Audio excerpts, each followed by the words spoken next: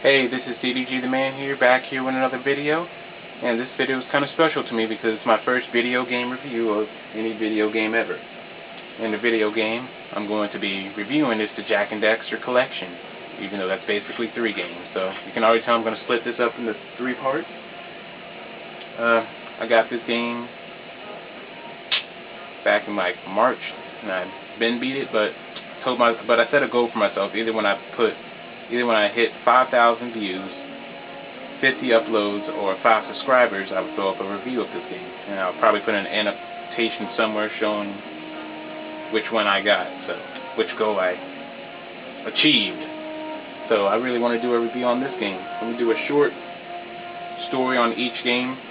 I rented all 3 of these games back in the day, and but I didn't beat any of them.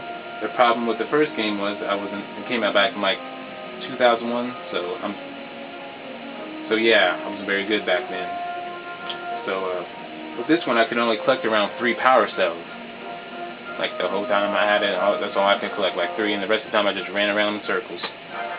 When I got the second game, I rented the second game, once Daxter breaks you out of prison here, and you're put into the open world city place, I couldn't find my way. I didn't know what waypoints were. So yeah, I got lost. So all I did the whole time was jack cars, which was so boring. And with the third game, I got into this. What did I do? I was doing a race, but it would freeze on me in the middle of the race. So like the very first race that you do out in the desert, it would freeze on me. So it was like, man, I thought I was really getting into the third one, but then it freezes. But it froze on me, and I did multiple times, and I just gave up on it. And then I heard they were doing an HD collection. I was so happy that I picked it up the first week it came out. So let's go and get started with Jak And Daxter. Now, I know I've been saying Dexter, haven't I? It's Daxter with an A. If I say Dexter, forgive me. It's gonna happen. So let's go and get the story out the way while this game is loading up. The basics, well, long story short with this game, these guys called the Sages are disappearing, and it's up to you and Daxter to go and find them, save them, and stop whatever evil is afoot out there. And that's as deep as I'm going into the story without giving it away, or spoiling it for anybody that hasn't played the game. Next thing I'm going to go into is gameplay, which I'll tell you about the gameplay once I get it loaded up and actually show you how it works.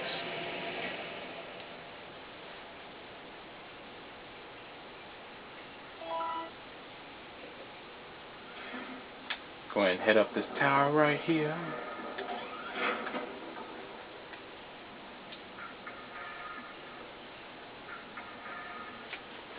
Give me a few more seconds. Okay, as far as combat goes, it's pretty much just you and Daxter. You can barely see it, but I have no weapons on me whatsoever. So all you can do pretty much is punch and spin kick. I can't really tell if Daxter is helping you, like extending, giving you more power with your attack, or if he's just hanging on for dear life. Yeah, that you can jump up in the air and spin, hit some enemies there. That's pretty much it as far as combat goes. Punch, spin kick, jump, and spin kick. Okay. Next, we're going to go ahead and tell you about the vehicles in this game. As far as vehicles go, you'll use them during these missions in the game, which is why I can't just pull one out my butt right now and just ride it around up here. Which I know you can barely see, but it's a nice view from up here. Okay, next let's go on to the platforming part. Pretty much, again, it's just you and Daxter. You don't really get any weapons to swing or anything like that. Just you and Daxter. You can double jump. If you jump, run and jump, you can do a spin that helps you hover.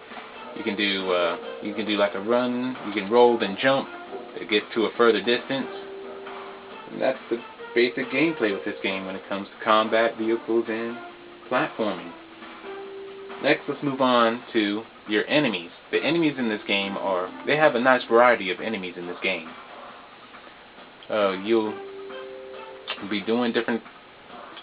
figuring out different ways to beat them and whatnot, because the thing is, with these enemies, they only take maybe 1, 2, or 3 hits to kill. In the beginning, it's only 1 hit. As you go through, it takes more hits, but you may be thinking, dang, that's pretty easy, but it's not, because the thing is, let me show you, maybe you can see it, as you can see right there, you see my heart, you can only take 3 hits. Well, if you collect enough of these green orb things that you break out of those boxes over here, let me show you. See those green orbs? If you collect around 50 of them, you can get an extra hit, as you can see. So now I can take an extra hit. So, of course, yeah, which is a drawback for this game. I hate how you can only take around 4 hits and you're dead. But that's okay with the enemies only. With the enemies can only take around 3 to 4 or 1, 2, or 3 hits anyway. So next, let's go and talk about the boss fights in this game. The boss fights in this game, they can get frustrating sometimes, especially with, again, you can only take around 4 hits and you're dead. But it really makes you think about how to, makes you think through, because if you just charge in, you'll die. So, yeah, boss fights are frustrating, but you feel like you achieve something once you beat them, which always makes me feel good. And then let's go ahead and talk about the missions, which, of course, ties into with the story mode with this game. The missions to me feel like giant mini games, because you'll be doing different stuff, from doing little platform type stuff to doing like arena fights with the different bad guys that you have, or you'll be doing like a vehicle missions, or you'll be doing just a crazy mission, like one where you have to chase down this dude's pet on this place called Misty Island, I think. So yeah, the missions vary, but the reasons why you do these missions is to get these things called power cells. And power cells, of course, power things that you'll need to power. You need power cells to power these things that will help you move along with the story, or help the story progress. Like you might need a certain amount of power cells to power up a bike that lets you hover over lava, or power up a machine to move a gigantic rock out your way. You'll need to collect around. You need to collect a lot to progress through the story. But the thing I like about this game is that you don't have to collect them all to beat the game, which is a thumbs up with me. Even though I got like 90, I think I'm only missing like 3 of them. But yeah. Yeah, that's pretty much why you do the missions. Oh yeah, let me tell you some cool facts about this game. As you go through this game, it actually changes weather. Or like, it'll become night and day in this game, which I think that's pretty cool. And there's pretty much no load times in this game whatsoever. Like, when you saw me coming up the tower here, it didn't stop the load or anything. The only time it really loads is when you're actually starting up the game. Which I find that's pretty cool. So yeah, that's pretty much my review on this game. I will give it an 8.5. If it wasn't for the health issue and sometimes it getting frustrating at times, I would have given it a higher score, but I really enjoyed this game. Decent story, fun gameplay, cool missions, be frustrating, which I actually like it sometimes being frustrating. It makes it challenging. You feel accomplished when you actually beat this game.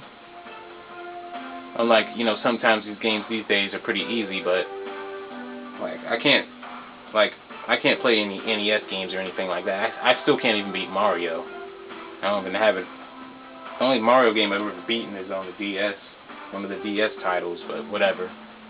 Again, that's my review. I give this an 8.5, and I hope I'll see y'all for my part 2 review, which is Jak 2.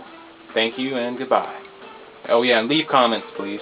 I like comments. Tell me how I did. This is my first review, so go easy on me, and have a nice day.